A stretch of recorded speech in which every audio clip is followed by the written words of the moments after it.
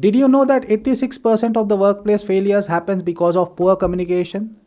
Not because people are lazy, not because they lack talent, just pure communication issues. And if you think communication mistakes are harmless, here's a wild fact. NASA once lost a $125 million spacecraft because two teams used different measurement systems and did not communicate clearly. Yes, a tiny communication gap, and the whole thing vanished into space. So let's talk about why your ideas get ignored and how can you change that. Welcome to the channel. Today we are diving into one of the most underrated superpowers in any workplace, the ability to be heard. You don't need a title, you don't need authority, you just need to know how to communicate to people so that they can pay attention to you. Let's start with something uncomfortable. Most of us don't get ignored because our ideas are bad. We get ignored because we don't present them in a way that gets noticed. Think about this. You are in a meeting, you share an idea, there's silence. Then someone else repeats it, and suddenly it's brilliant. Or you are explaining something important to your boss, and you can literally see them scrolling on their phone. Or you try to flag an issue in your team, but it gets brushed off with a casual, "It's fine, we will handle it later" remark. Poor communication is just not annoying. Sometimes it is disastrous. Let me give you two real examples. The first example is a hospital mix. A nurse once misheard a doctor who said discharge the patient and thought he said give a large dose because she only heard half the sentence. The patient had a severe reaction, all because no one paused to confirm. The example 2 is of Air India flight 113. One of the contributing factors to the crash in 1988 was a miscommunication between the pilot and the air traffic control about visibility conditions. A few misunderstood instructions and it costed 135 lives. So, yes, communication is not just talking, it's survival. Let's talk about what actually makes people listen. Active listening, number one. Sounds simple, but most of the people are busy composing their reply instead of listening. Active listening means you respond to the other person's actual point, not your assumption. You make them feel heard and in return they hear you. An example? During my corporate days, I had a manager who always repeated back one sentence that we said. So, what do you mean is it felt great. We trusted him. When he spoke, everyone paid attention because he always paid attention first.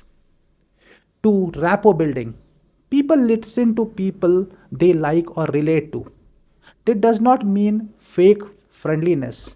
Just match their tone, match their pace. If someone speaks slowly and calmly, don't fire rapid sentences at them like a machine gun.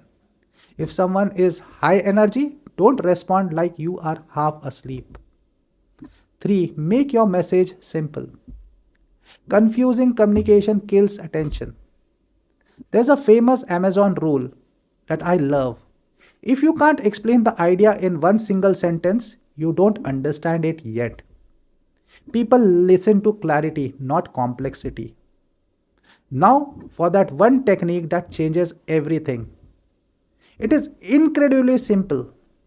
It is powerful and hardly anyone uses it.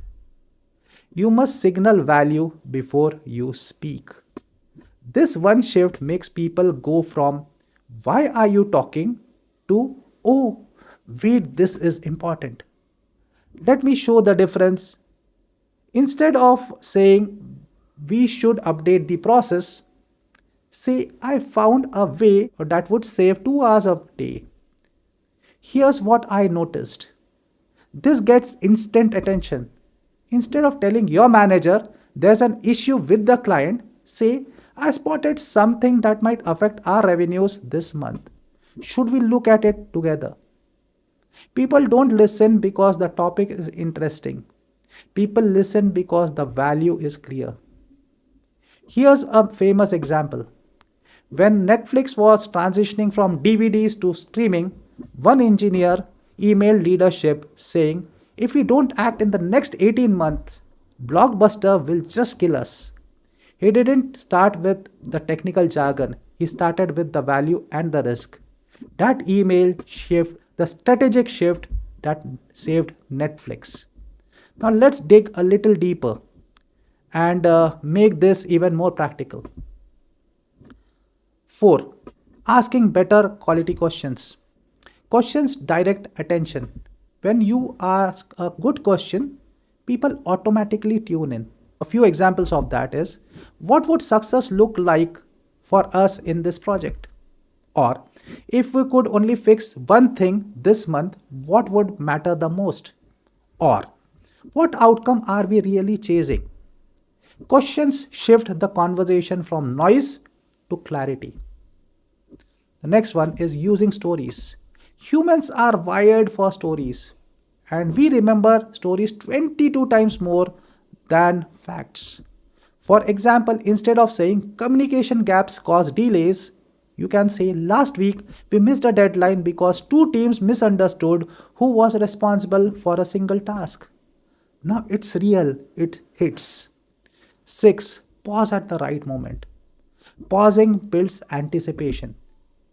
It signals that what you are about to say matters. For example, there's one thing that can change everything. Take a pause. How you open your message. The pause forces people to lean in. The seventh one is replace long explanations with impact statements. People listen when they understand the impact quickly. Say, this will help us increase our productivity by 15%, or this will reduce customer complaints. Impact changes attention. But here's the big mindset shift. Communication is not about what you say, it's what the other hears. A brilliant message delivered poorly is invisible. A simple message delivered well becomes unforgettable. Once you understand this, you stop trying to talk more and start trying to talk better. This is why one person can walk into a room and instantly take the lead in conversation even without authority. That's not magic, it's intentional communication. So today we went deep from active listening and building rapport to simplifying your message to signaling value to using questions, stories, pauses, and impact statements. These are the tools that make people notice you, trust you, and remember what you say. Tell me in the comments what's that one moment where you felt unheard. I would love to help you decode it. And if communication is something you want to master, check my other videos right now. I will see you in the next one.